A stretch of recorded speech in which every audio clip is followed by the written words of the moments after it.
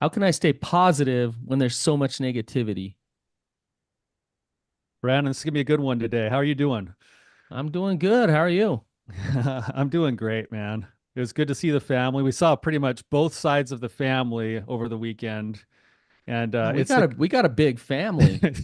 it's a really big family, and it's weird when you bring both sides together the way it was because it was like you could kind of see different sections in every room of Lindsay's house. Lindsay's our sister. She was the one Yeah. housing the party for our parents who just came home from an LDS church mission, and It does make me laugh. We have a party to all get together and then everyone to like like breaks sit up in in little their own little groups, families like in the corners. I try to we like just kind of mix in, I try to like make my rounds a little bit, but try to at least yeah. say hi to everybody. I don't think I did. I think I missed people, so I apologize to any family members that I missed yesterday. But we do love our family. We love the support, and I know mom and dad really it meant a lot to them to get all of that support too. Well, So and you get to bounce around and eat all the like Mormon food. So so that's what it's all about, let's be honest. yeah. Yeah. Yeah. Well, we have a good guest here today. We have Dr. Paul Jenkins here. Dr. Paul is somebody, when in life when we talk a lot about like principles of recovery, you're always looking for someone who's been there before, somebody who's a mentor, and then you also in the 12 steps, you're also looking for a way to reach back and help the next person who's coming behind you. And on our show, we spend a lot of time trying to help the next person up. But today we kind of have the gift of Brannon and I actually look up to Dr. Paul, and he's one who's pulling Mm. us up in certain ways. So, Dr. Paul, thank you for being here. We're glad to have you. Yeah. Oh, honored to be here. And this is payback because you guys Yeah. showed up on my mic back in October and we talked about recovery and addiction and what some of the principles are behind that. So Mhm. I feel like I owe you one, guys. Well, we're glad you're here. So, all Thrilled to right. be here. So, Paul, I'm just going to ask you the question that I asked, like, how do you practice positivity when there's so much negativity out there? Mm. I know And that's a it's big an question. it is, and it's an excellent question because we hear this word all the time, right? Positivity. Mhm. And sometimes it gets thrown around by people who don't even know what it is. And it can be this trite, fluffy, just think positive that you hear from motivational speakers or gurus on the stage. I think it's important for us to get past that trite, fluffy version into the psychology behind it, because that's how we answer the question. How do we stay positive when there's so much negativity all around us? Mm. That's a really great question. In fact, that's why I'm here today. I think we Yeah. get into the psychology behind it. Yes. Um, I think Tyler, that's a yeah. great. I think that's a great idea. I was just as you're talking and thinking, that this whole idea of, people hear different things like you've heard of The Secret or other things, and maybe we'll touch on some of those things. I actually want to get into those underpinnings. I had an experience with just one of my nephews yesterday. He was in the car and we were talking, and somehow it came up that his favorite drink happened to be Mountain Dew of all things. And his dad like rolled his eyes, like, "No, you can never drink Mountain Dew." And he didn't know this, but an hour before on our way down, my daughter had bought two bottles of Mountain Dew and only drank one. And so I was like, "Hey, guess what? This is called the law of attraction, where you just say the words and they'll look under your seat what's there." And he like reached under and pulled out this Mountain Dew. And he's like, "Whoa, like this is like I just thought this into being, and I know it doesn't really work that way, but maybe we do get into some of the ways that the body and the brain and us as human beings actually do function based off of the Yes. way that we choose to see the world." I love that my job is to illuminate the obvious, which is really cool. I get paid to tell people things they already know. But there's obvious things that are completely unnoticed until they're called to your attention. So if we were to start there, let's just go there for a minute. Obvious but unnoticed, like your shirt. Can you feel it? Well, now, Yeah.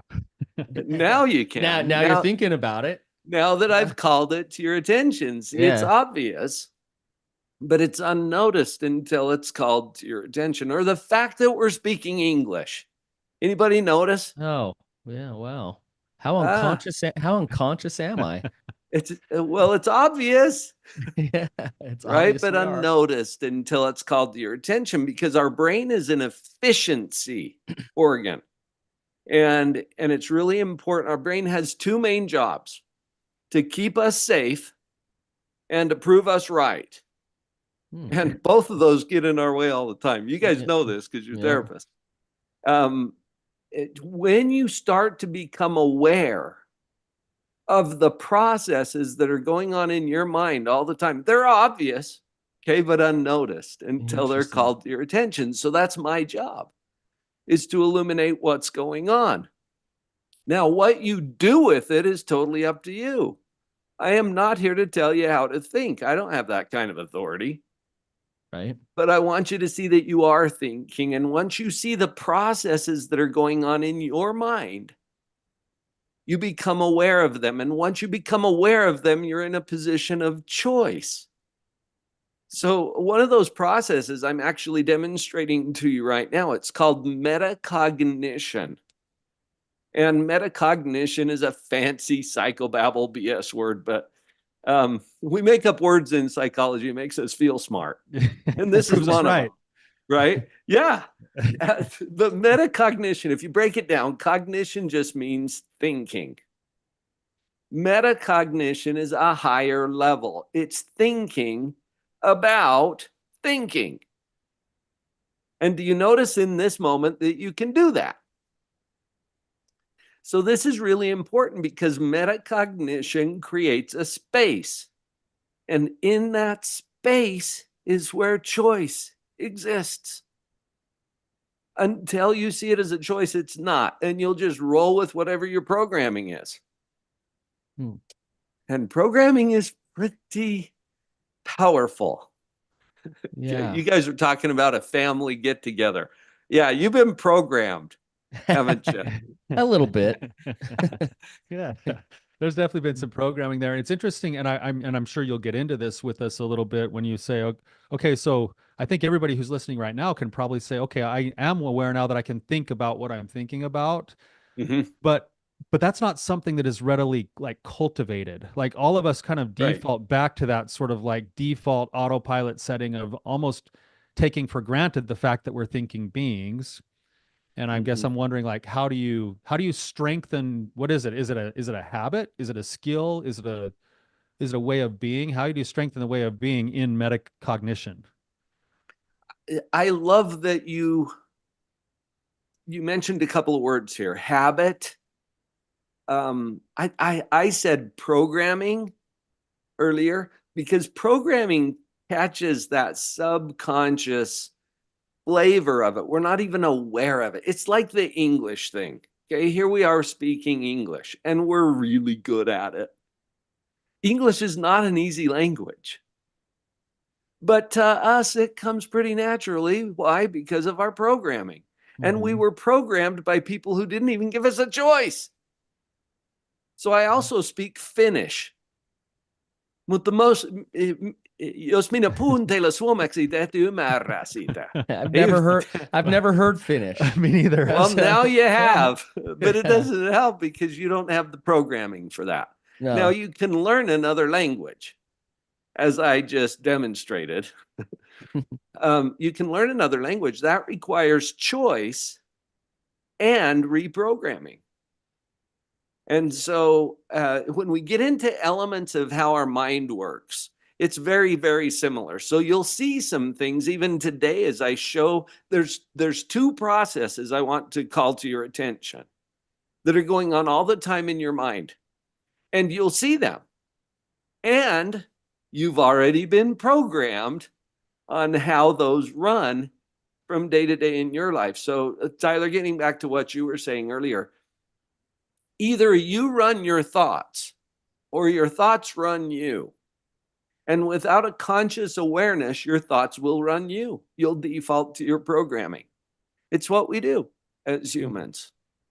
That's part of the efficiency thing because our brain wants to keep us alive and keep us safe. So it has to do the most efficient thing to try to conserve energy. And your programming is the most efficient. But are you saying that, like, okay, if we start to become aware of our programming, then we have some kind of choice about Yes, what we want to like follow and go with and what we don't.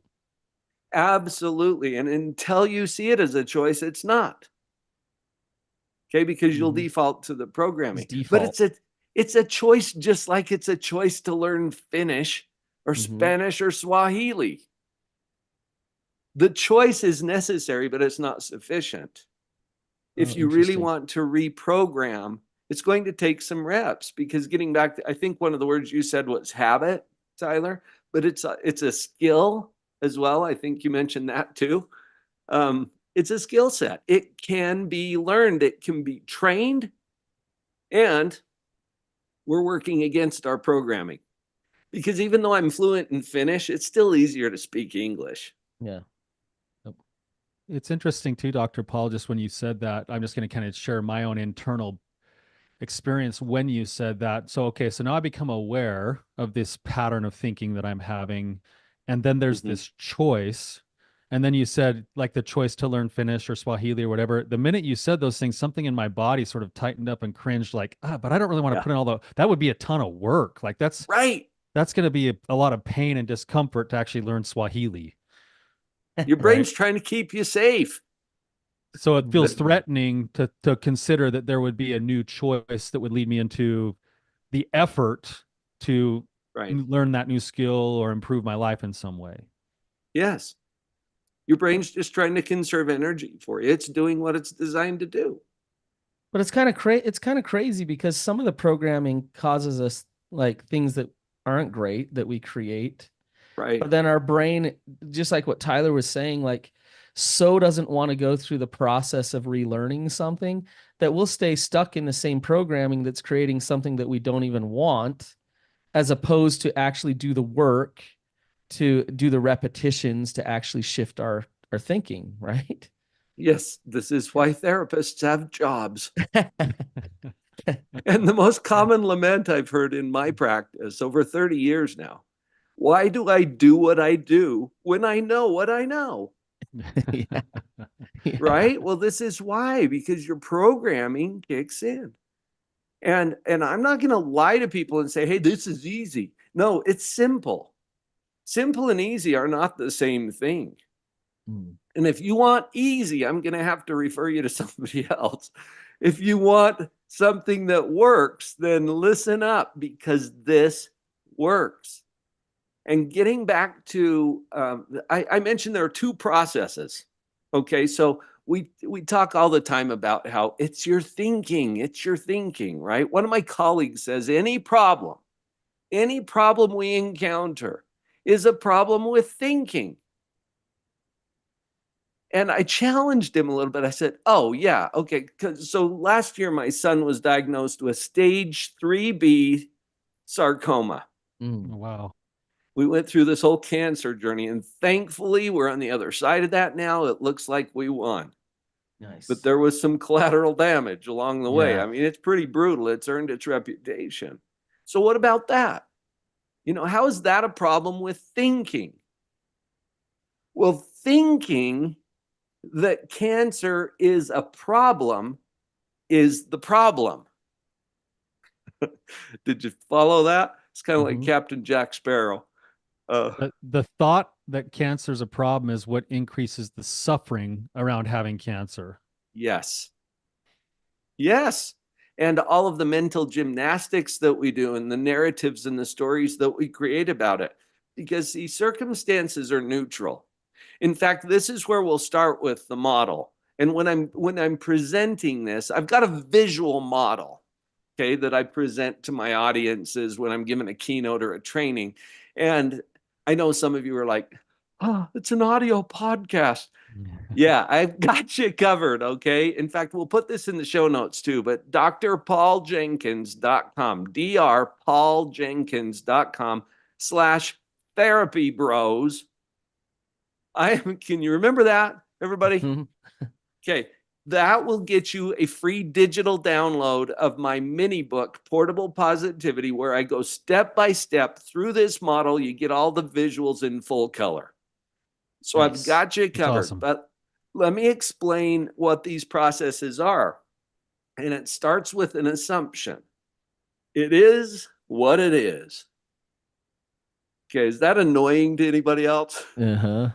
Probably depends on who's saying and why. But all it means is the way things are in your life right now. And it might be that you have a diagnosis of stage 3B sarcoma, like my son did. It might be like for me a couple of years ago, bankruptcy. It might be that you just got married. It might be that you won the lottery. It might be that the sun came up and birds were singing. Whatever it is what it is. But Paul, can I add just one thing? Because we work a lot with betrayal. And if I were to say to someone first session and they just got betrayed, like it is what it is, that usually wouldn't go over too well. It would get you fired, probably. but it doesn't change how true that is. It doesn't change the reality that it is what it is. Right. Yes. It's invalidating to their programming and their pain that they're in. It's invalidating to that, but it still is what it is.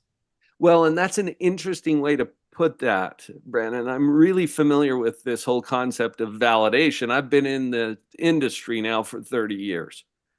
And do you remember our brain's job? Keep us safe and to prove us right. Yeah. Yeah. Right. And that validation is all about being proven right. And I want to just go on record right now saying you are always right about how you feel. You are always right about how you feel. And I'll show you why in just a minute as we get into the model. Okay. You are always right about that. Now, what we just started with, it is what it is something I get fired for too. Okay. Circumstances are neutral. Yes. And when I say that they're neutral, I do not mean that they are easy or painless. Sometimes they're extremely difficult and painful. But what I mean is, what it is could always be worse or better. Now, wrap your head around this for a minute. Is that true? Let's make sure the assumption's true before we move forward. Is that true that no matter how bad things seem, it could always be worse? Yeah, or no matter how good things are, it could always be better. Yeah. Okay, now when people are not in pain, they can see this. If they're in pain, they're like, this is the worst thing. No, it's not. It could always be worse. And to use an extreme example, do you remember September 11th, 2001? Oh, yeah. And even people who weren't around have heard about it because it made all the history books, right? Terrorists, thousands of people killed on that morning in September. How could it possibly be worse than that? Do you want me to answer? You got an answer? Well, I mean, that plane went down in the field. It didn't hit the White House. They could have done a lot more destruction. Yes. And that's usually the first example that people think of. Mm-hmm. At least it wasn't worse, right? Yeah. And they feel relieved that one plane went down in a field in Pennsylvania. So now some people were killed in that, but it didn't crash into a big shopping center or, Times Square or something like that. So this is an extreme example, but it just helps us to see that it could always be worse. It could always be better. Now, this is relevant because there are two processes we're going to talk about real quick, and you can't turn these off. Your brain is constantly doing them. And you'll hear people talking all the time about what you think is important, right? Because even though our circumstances are neutral, our narratives, our stories about them are not. And we believe at some fundamental level that our circumstances are extraordinary. Mine are special. I believed this when I went through a bankruptcy. I was like, oh, this shouldn't happen to me, right? So notice this for a minute. We are constantly judging. Now, that's kind of a judgy word. So I'm going to use the word evaluation, and that's the one that you'll see in the model. Evaluation is something your brain can't turn off, and it's because your brain has the job to keep you safe. It has to be monitoring and judging and evaluating things constantly in order to keep you safe. So your brain is constantly taking your circumstances and asking, is this good?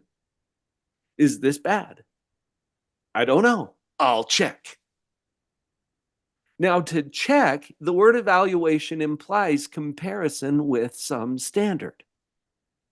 In other words, compared to what? Right? When I give my keynotes, I sometimes ask the audience, am I a tall man? And they're like, yeah, I guess. I don't know. Right. And then I show them a picture of me. This is in the mini book, by the way, of me standing next to Mark Eaton, who used to play center for the Utah Jazz. The dude is 7'4". I love Mark Eaton. Love this guy. And we miss him. He passed away a Yeah. few years ago. But next to Big Mark, I look like a shrimp. I'm 6'2". And next to most people, I look pretty tall.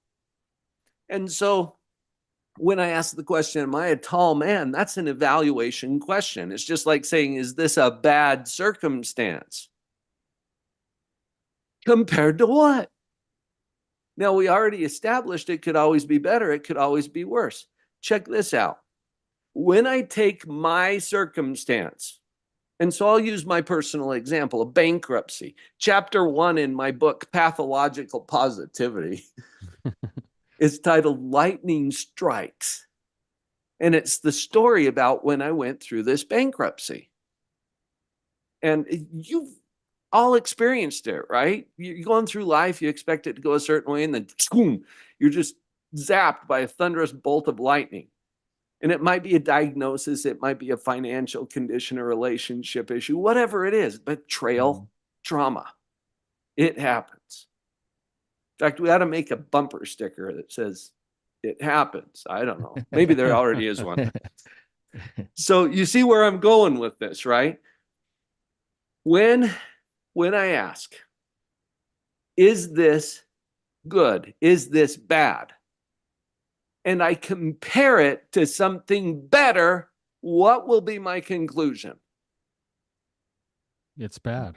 This is bad. And it is compared to something better, because I was taking my bankruptcy and I'm thinking, oh, this is bad. Compared to what? Well, compared to not going through a bankruptcy. And that's where my brain went. And I'm like, oh, this is bad.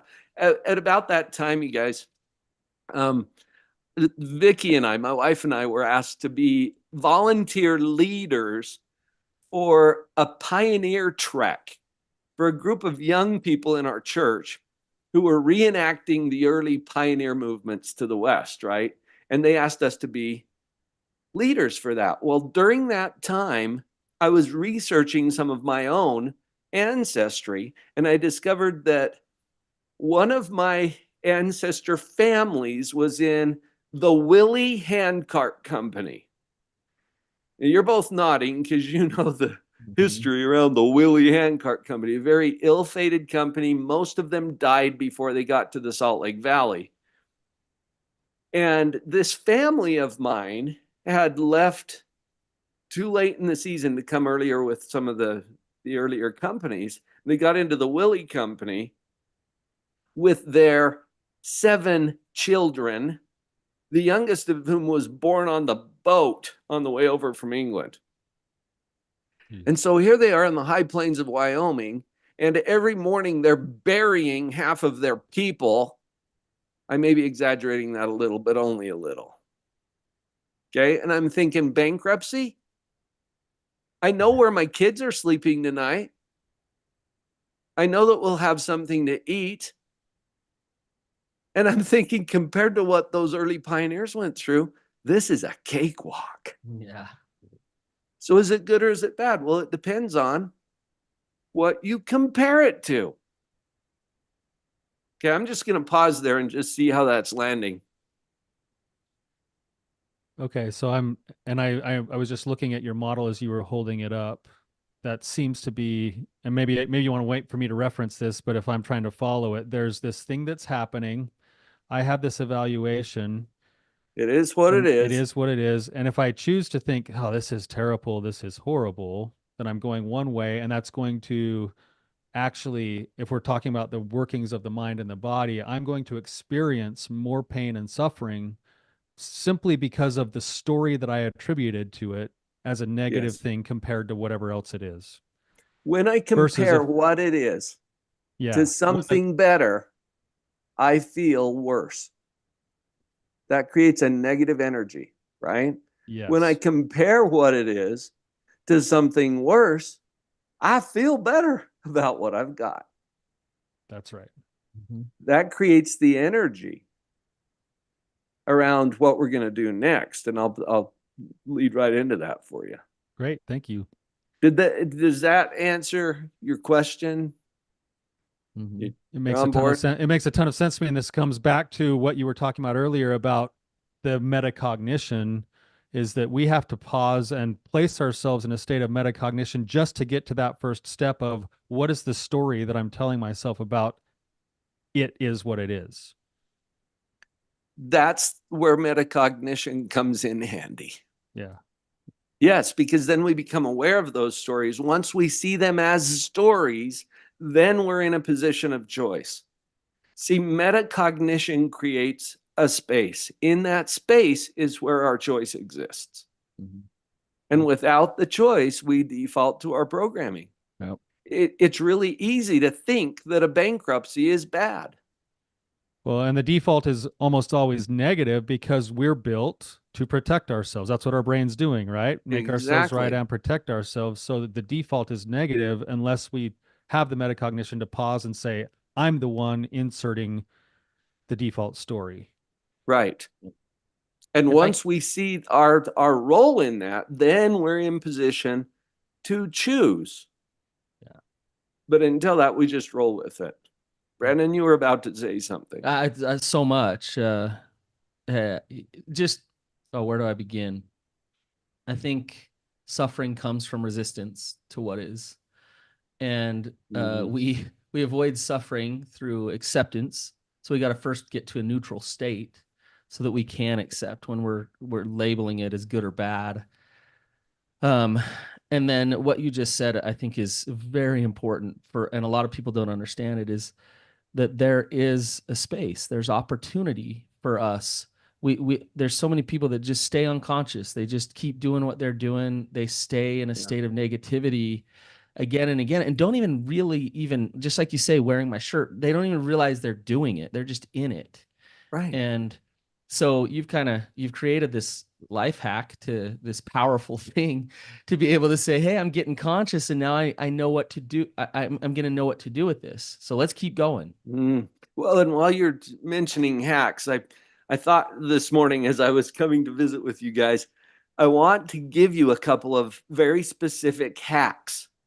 And before we move on to the next process, while we're on evaluation, first of all, just see that you're doing it. Okay. We're constantly judging. You judge yourself, judge your spouse, your kids, your community. You judge the government, the economy. You judge the weather. You're judging me.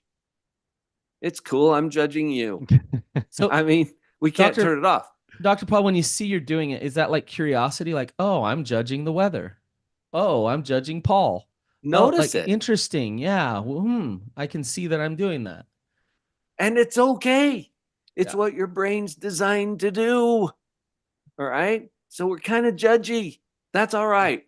It's who we are, it's how we're designed. And as you see that you're judging, it puts you into a position of choice. Remember, metacognition creates a space. In that space is where choice exists. So here's the hack. Take whatever it is. Is it cancer? Is it bankruptcy? Is it a divorce? Is it trauma? Is it betrayal? What is it? You take whatever you've been judging and do what I call 25-5. Okay, you ready? Write these numbers down. 25-5. This is a gratitude exercise.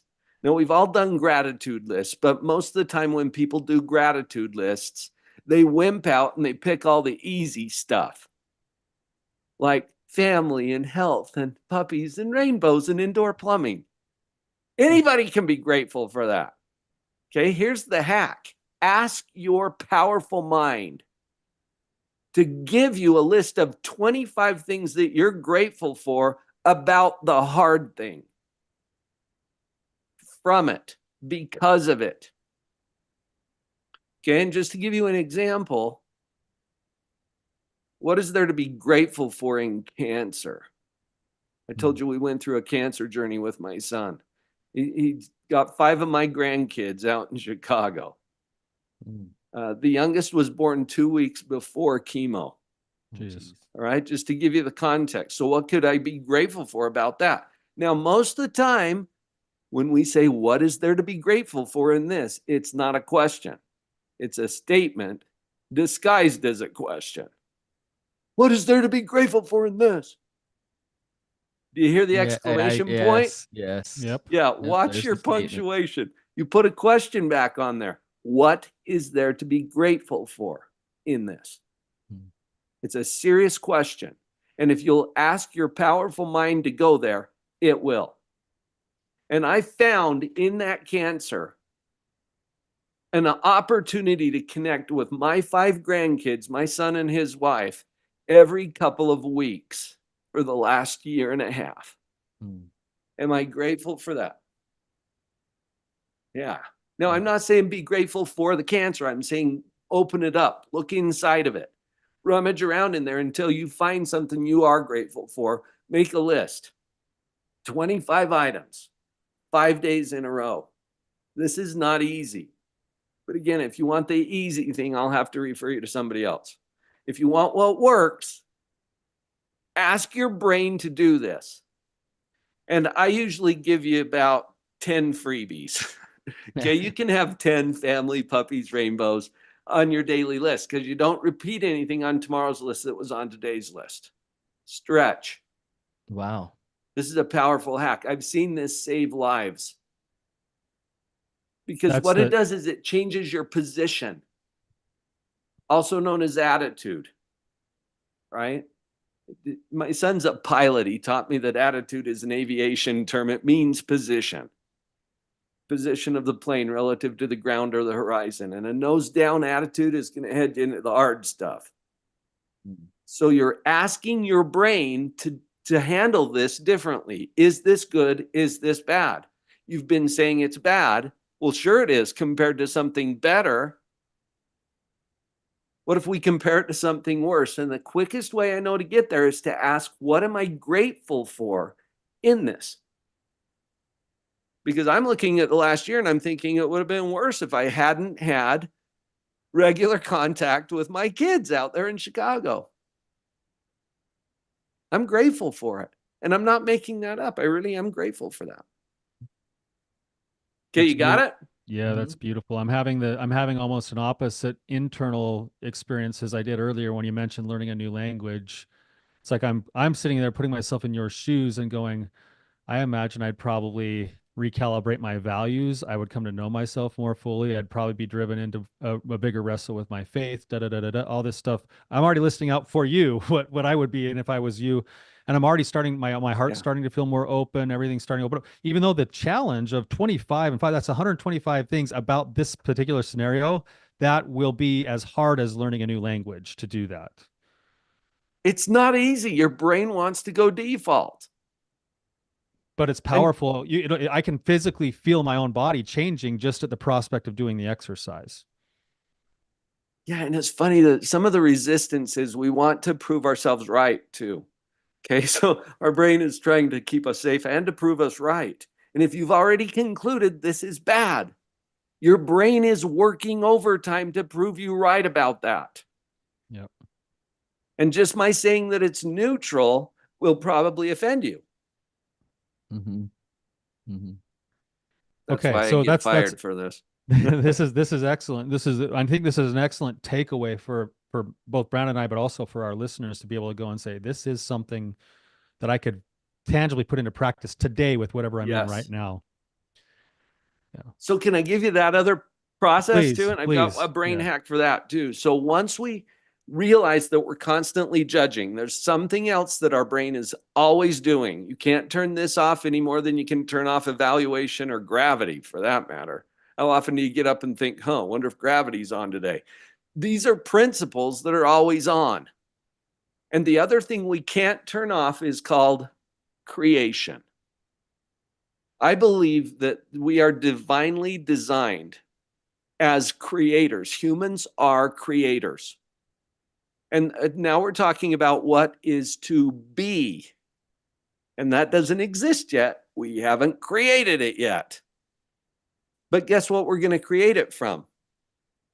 What it is, right? So whatever is the current circumstance is exactly the starting place for whatever we're going to create. And to understand how our brain does it, I do full day trainings on creation, and there's 6 specific steps that we go through when we create anything. That's not the purpose of today's conversation. What I invite you to see is that you are constantly creating. And, well, let's just demonstrate that. What if I gave you an opportunity to just practice your creative power? If I said, okay, let's take 15 minutes. 15 minutes, I'll time you. Use your brain to somehow come up with and carry out something in 15 minutes that would make your life worse. You're chuckling. Why? Oh, I'm just thinking about the snack cabinet right outside my office right now. I could just binge on that for 15 minutes and it would make my life worse. Yeah.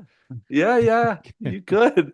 Brannon came up with something a little more dramatic than that, maybe. I was just thinking I could start a fight with my wife. You absolutely could, and you know exactly how, don't you? Oh, I know how to do that. You could drive into oncoming traffic. You could rob a bank. You could abuse a child. There are so many ways to make your life worse. And notice that the only thing that stands between you and that is your choice. Now, here's another thing that I think is important to acknowledge. We don't know what's coming, right? I mean, think about it. How you doing next week? You don't know. Yeah. But you've got some ideas, you've got guesses, you've got predictions. So what happens when we imagine or predict or expect or anticipate that what's coming is even worse than what we already have? How do we feel? Anxiety and dread. Yeah. And you just nailed it, Brannon. Anxiety. This is 30 years of clinical experience in a nutshell. Okay. This is how anxiety is defined. When we imagine that what's coming is worse than what we already have. And our brain's job is to keep us safe and to prove us right. And so it kicks us into what's called the fight or flight mode. There's neurochemistry that gets involved there to try to protect us to avoid that bad thing that's coming, even though we don't know that it's coming. Like I mentioned cancer earlier, okay? When people are diagnosed with cancer, they get one of the common stories is, I'm going to die. Hello? Spoiler alert, nobody gets out of this alive. We are all going to die. So nothing just changed. Except most people don't go around predicting that it's going to happen soon. Right? And those who do, whether they've got a diagnosis or not, feel anxiety, fear, apprehension. Okay, so what happens if we imagine or predict or expect that what's coming is even better than what we've already got. How do we feel?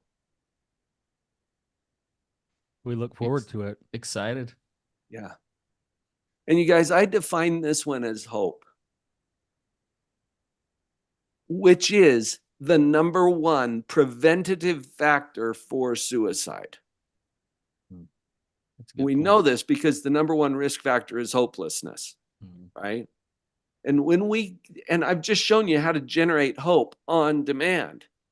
Since you don't know what's coming, I invite you to see that you are predicting something and that your prediction is a choice. Once you see it as a choice, it becomes a choice. And why not choose something that serves us better? So I've got a brain hack for that one too. Okay. I love it. Yeah. Let's hear And it. did you want to comment about that before I give you No, the hack? I have a Tyler? thought, but I'll share it after the hack. Yeah, go ahead. Okay. So here's the brain hack. I gave you the 25-5. That's the evaluation brain hack. Okay. So the creation brain hack is this. I want you to picture 8 o'clock. All right. How sure are you that 8 o'clock is coming? Positive. Sure. Yeah. Pretty darn? Okay. Mm-hmm. Yeah, me too. How sure are you that you'll be around for 8 o'clock? No, pretty likely.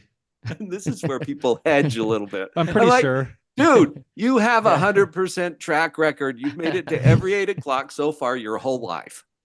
And there's 2 every day for those of you who don't get up early. So probably you're going to be around for 8 o'clock. There's only 2 possibilities. I used to think there were 3. I eliminated the third one because I don't think it's possible for things to be exactly the same at 8 o'clock as they are right now. Is that true? Mm-hmm. Yes. At the very least, you're going to be a few hours older, Yes. right? You might be more hungry, more tired. It depends on what you did just before 8. So it's not going to be exactly the same. By your own evaluation or judgment, which we already decided you can't turn off, by your own judgment, things have to be then either better or worse by your own judgment. Mm-hmm. You still okay on the logic? Yep. We already know that you could make things worse. Okay, please don't go offend your wife, Brannon. Or, I mean, it's up to you. I'm not here to tell you what to do, right? But you know you could make things worse. What if you were to ask yourself right now, what could I do? What little thing or big thing? It's up to you. You're the creator. What thing could I do to make things better by 8? And I'm not talking next week, next month, or next year. Right. 8 o'clock. There was a little droid on Star Wars named BB-8. Yeah, BB-8. Better by 8. That's the hack. Oh, I like it. 88. And notice, what is your brain doing as I invite you to consider, what could I do to make my life, my finances, my relationship, my health, whatever you pick. You're the creator. What could I do to make it better by 8? What is your brain doing? My mind actually instantly started to go to multiple places, but specific things like, hey, if you get 5 minutes, call your daughter and tell her you love her. And you know what? You could pour your heart into your next appointment with this client that's coming in, that you know their situation, and you'd feel better about yourself by the end of it. And it's almost like the impression, the brain is out there looking, almost like probing for the things that are specific that would make it better by 8. Yes. Yep.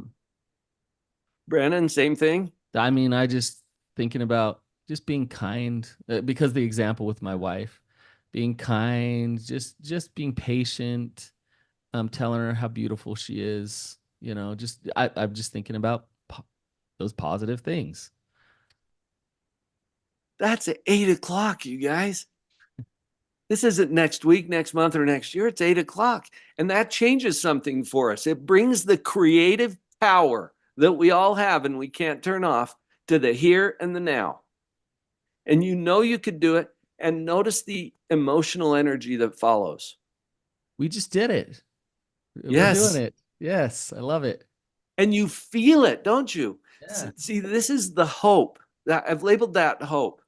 When you look at the visual model, there's some red arrows and some green arrows. And again, for those of you who don't have the visuals, please just go grab the mini book, drpauljenkins.com/therapy bros. Okay, we'll take you right there. You get a free download of my mini book and you'll get the visuals there. Okay, these red arrows, this is depression. When we do a negative evaluation of our life, anxiety is when we do a negative prediction in creation mode. Mm-hmm. And then we have gratitude and peace when we do a positive evaluation, and we get hope when we do a positive creation. This is what I call the positivity vector, the peace and hope that is available by choice when you know how to operate the equipment. And remember, let's go back to the beginning real quick too, because you've got programming, right? It's going to take some work. Tyler, you were like, I'm out. That sounds too hard. Well, our brain's trying to keep us safe, right? And I'm not going to lie to you and say this is easy. I'm saying it's simple. And simple and easy are not the same thing. It's like learning a language or a musical instrument. Whatever you are already programmed to do will be your default. And so I invite you to just have a lot of grace and forgiveness and compassion for yourself and everyone else who's learning this. You can get really good at it. Okay. I'm a black belt now in positivity. I love it. And it comes off of you and your energy, Dr. Paul. And even as you're talking, there's a couple of thoughts that have been going through my head. One is just thinking about Brannon and I's grandfather, who was one of the most optimistic people that we know. And when you really look into his life, you just put language to the life he set out to live, which was he struggled with depression. He was deaf. He lost his hearing when he was young. And yet he spent his whole life in the older age creating what he called the Optimist Creed. And he got to where he memorized it. Was these statements of how he was going to live his life every day. And it's right in line with you. What you did is you just put a model to what he was doing with his life. And I'm thinking about like something in our programming, we do something called the visualization affirmation, and we have people create a statement of their ideal life and perfect day, and then we have them record it to some kind of meaningful music to help get the emotion up with it. And it's you just basically gave the model of what was behind the assignment without us being able to put it to such simple language. And what a gift today for you to come and bring this and to share these things. You can tell I get excited about this. Yeah, and you should. I hope our listeners are getting excited about this because I'm feeling it. I'm feeling that energy of, okay, there will be work. And I love what you said. It's the engagement with the process of developing this that's just as important as what we're talking about right now. Yes. So there can be self-compassion, there can be practice, there can be failure, there can be depression. And when you notice it, you can get back to these skills. Even just these 2 hacks alone would change the whole cycle. These hacks are simple little things that you can do on a daily basis. Check it out. If you do the Better by 8, the BB8, for the same 5 days that you're doing the gratitude power up, you get to have 10 upgrades to your life because there's 2 8 o'clocks every day.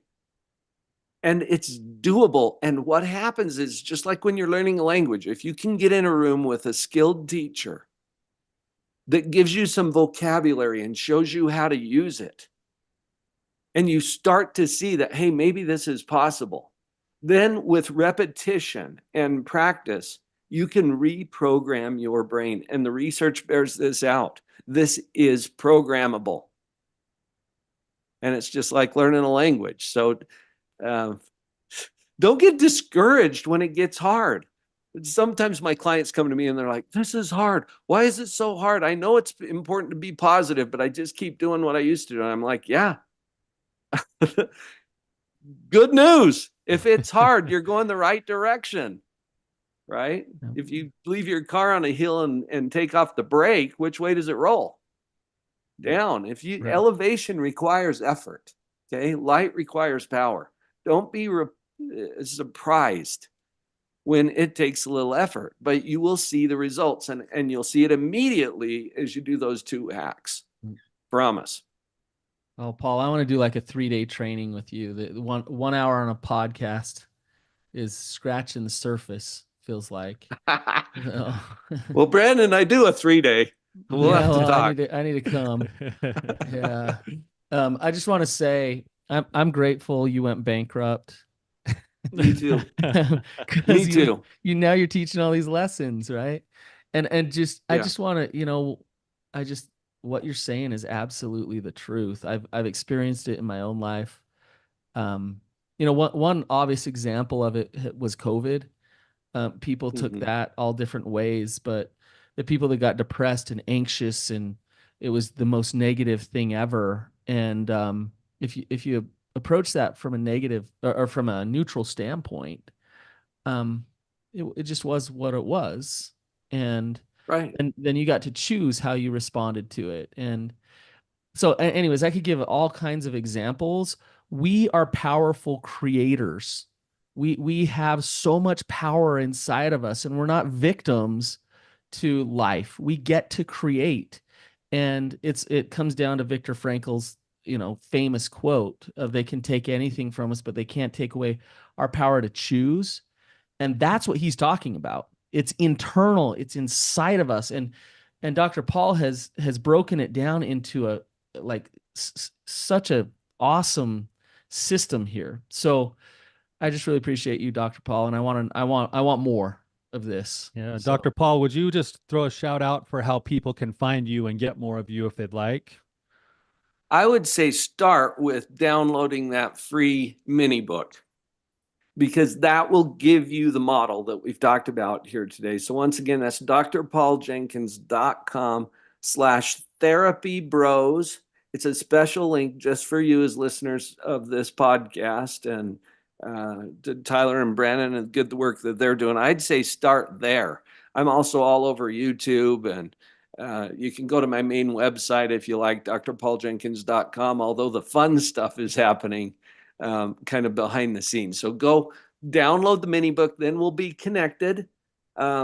I will be letting everyone who gets a copy of this know how else they can be involved with me. You mentioned a 3-day, Brandon. I happen to have a 3-day coming up in February. nice. To certify positivity practitioners, people who want to take this to the practitioner level. And we're having some really neat experiences with that too. And so I'll have to get more info on that. Once you're in the loop, you get informed. So you grab the mini book. That'll be a good place for anybody to start. Awesome. Well, thank you, Dr. Paul, for your time, for your energy. I feel like we were richly fed today, and I hope that our listeners can feel as much of the truth coming through them as just the ideas that were shared. And for those of you guys who are listening right now and found this to be meaningful, please share it with the people in your life that matter to you, because this literally has life-saving implications for the people that we love. And we appreciate you guys being here with us. Until next time, keep on keeping.